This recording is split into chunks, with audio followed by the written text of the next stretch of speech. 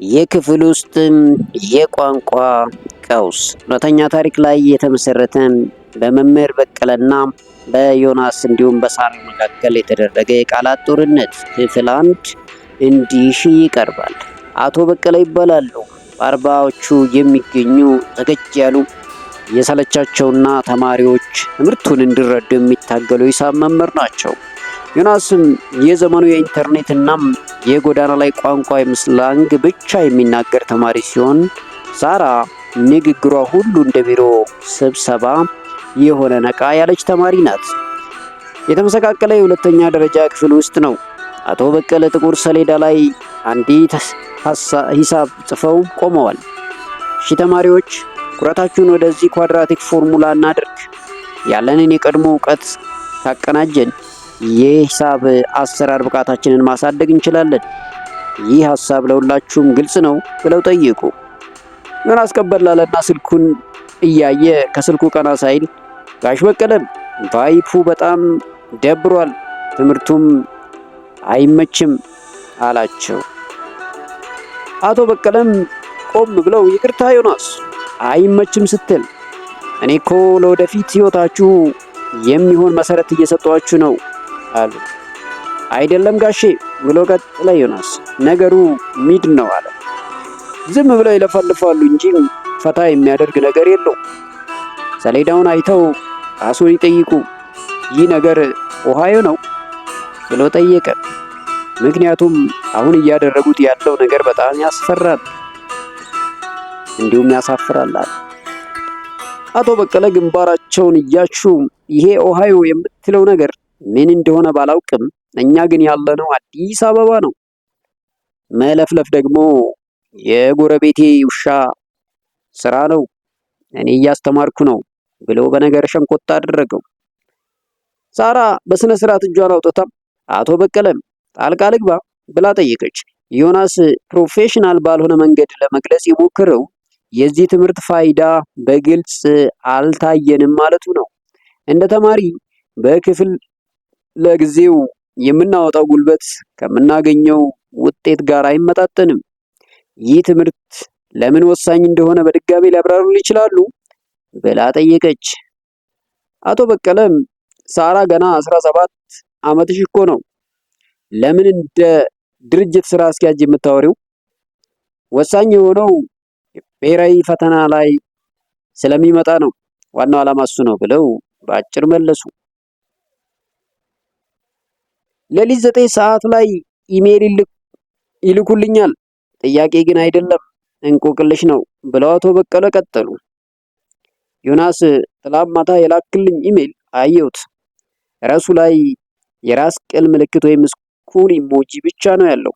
መልእክቱ ደግሞ እርዱኝ የሚል ቃልና አንድ ድመት ከማቀዝቀዣ ላይ ስትወድቅ የሚያሳይ ቪዲዮ ነው። ዮናስም ተቀበለና ልክ ኖት፣ ያኮ ምሳሌያዊ አነጋገር ነው። ድመቷ እኔ ነኝ፣ ማቀዝቀዣው የቤት ስራው ነው፣ ወለሉ ደግሞ ውጤቱ ወይም ጂፒኤው ነው። ታሪኩን በምስል መግለጽ ጎት ወይም ምርጥ አያሰኘኝም አላቸው። እኔ ፊልም ተቺ አይደለሁም፣ የሂሳብ መምህር ነኝ። ለምሳሌ ምስል ውጤት መስጠት አልችልም አሉ። ሳራም ቀበላለችና እውነቱን ለመናገር አቶ በቀለ ባለፈው የላኩት የማስታወቂያ ቃላቱ በጣም ይበዛሉ።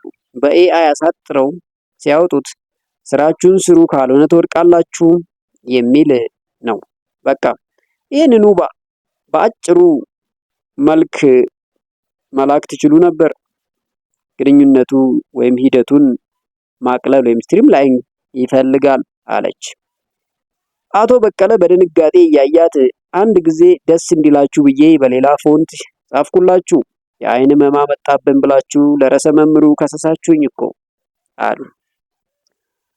እሺ ይሄን ይሞክሩ ብለው የቃላት ፍልሚያውን ቀጠሉ። ኤክስ እኩል ይሆናል 4 ከሆነም የሂሳብ ውጤት ስንት ይሆናል የሚል ጥያቄ ጠየቁ። ዮናስ ስልኩን እያየ ኖ ካፕ በእውነት ብሎ ጠየቀ። አቶ በቀለም ተቆጥተው አንዴ እንኳን ኖ ካፕ ካለህ ራሴን በዚህ ሰሌዳ ላይ ነው የምፈጠፍጠው ብለው ተናገሩ። ዮናስም ጋሼ ተረጋጉ፣ ክራሽ እያደረጉ ነው ትንሽ እረፍት ያስፈልጎታል አለ። አቶ በቀለ ፈዘው የምን እረፍት አሉ። ሳራም የመቃጠል ወይም በርናውት ምልክቶች እያሳዩ ነው ማለቱ ነው። አቶ በቀለም የትዕግስቱ መጠን 2% ላይ ደርሷል። ምናልባት 5 ደቂቃ አረፍ ብለን አእምሯችንን ብናድስ ወይም ብሬን ዳምፕ ይሻላል ብላ ጠየቀች። አቶ በቀለ ቀጥለው ታውቃላችሁ፣ እሺ አእምሮን እናድስ። ማደስ ማለት ይሄ ነው።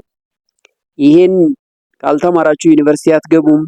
ዩኒቨርሲቲ ካልገባችሁ ስራ አታገኙም። ስራ ካላገኛችሁ ደግሞ አሁን የምትጠቀሙበትን የኢንተርኔት መግዣ ብር አታገኙም ብለው ተናገሩ። ዮናስም ተገርሞ ዋው ጋሽ በቀለ አሁን ቀጣጠሉት ኮክድ ብሎ ዘበተ። ሳራም በጣም ጠንካራና አሳማኝ ነጥብ ነው፣ አቀራረቡን ደግሞ አድንቄዋለሁ አለቻቸው። የቤት ስራ ገጽ 42 ነው። እባካችሁ ሙሉ አረፍተ ነገር ጻፉ። ግስ ያለው አሉ አቶ በቀለ። ደውል ይደወላል። ዮናስና ሳራ መሳሪያቸውን መሰብሰብ ጀምረዋል። አቶ በቀለም የቤት ስራ ገጽ 42 ላይ ነው። እባካችሁ ሙሉ አረፍተ ነገር ጻፉ። ግስ ያለው አሉ በድጋሚ። ዮናስ እየወጣም ቤት እሺ ነገ እንገናኝ አንክ አላቸው። አቶ በቀለ ለራሱ አንክ እኔ እኮ ገና 42 ዓመቴ ነው። አሁን ወደ ቤት ሄጄ ይሄ ስኪፒዲ የሚባለውን ምን እንደሆነ ጉግል አደርጋለሁ አሉ።